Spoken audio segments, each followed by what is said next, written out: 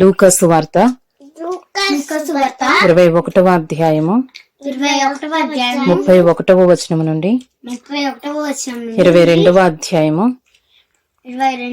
2వ వచనము వరకు. అటువలే మీరు ఈ సంగతులు జరుగుట చూచినప్పుడు దేవుని రాజ్యము సమీపమాయనని తెలుసుకొనుడి.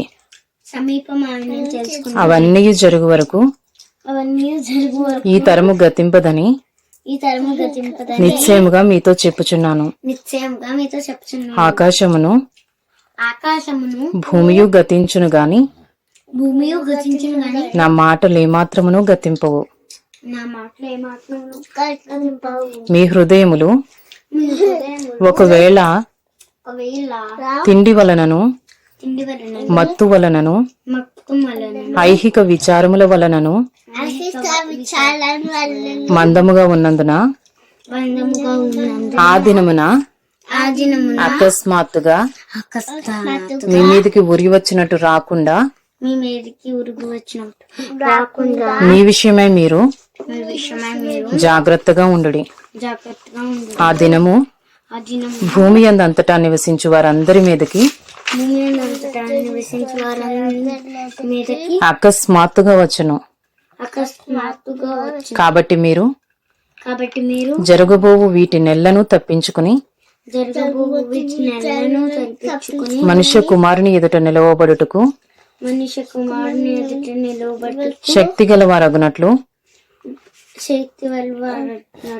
ఎల్లప్పుడూ ప్రార్థన చేయొచ్చు, మెలకువగా ఉండుడని చెప్పెను. ఆయన ప్రతి దినము పగటి యందు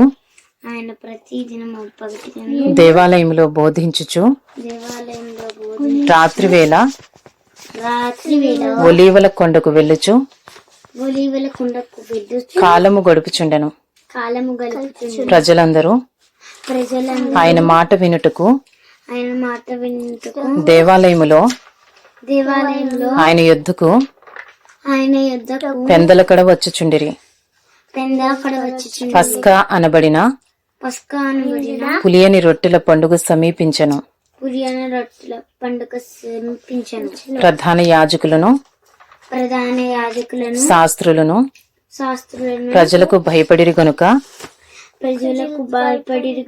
ఆయనను ఎలాగు చంపింతుమని ఉపాయము వెదకుచుండిరి. లూకా సువార్త 22వ అధ్యాయము 3వ వచనము నుండి 12వ వచనము వరకు.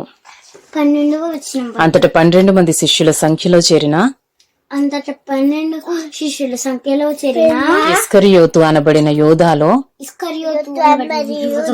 సాతాను ప్రవేశించెను. కనుక వాడు వెళ్లి ఆయనను వారికి ఎలాగో అప్పగింపవచ్చునో దానిని గూర్చి ప్రధాన యాజకులతోనూ అధిపతులతోనూ మాట్లాడెను. అందుకు వారు సంతోషించి వానికి ద్రవ్యమియ్య సమ్మతించిరి. వాడు అందుకు ఒప్పుకొని జనసమూహము లేనప్పుడు ఆయనను వారికి అప్పగించుటకు తగిన సమయము వెదకుచుండెను.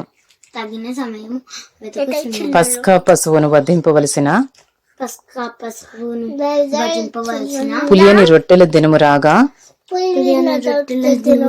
యేసు పేతురును యోహానును చూచి మీరు వెళ్ళి మనము భుజించుటకై పస్కాను మన కొరకు సిద్ధపరచుడని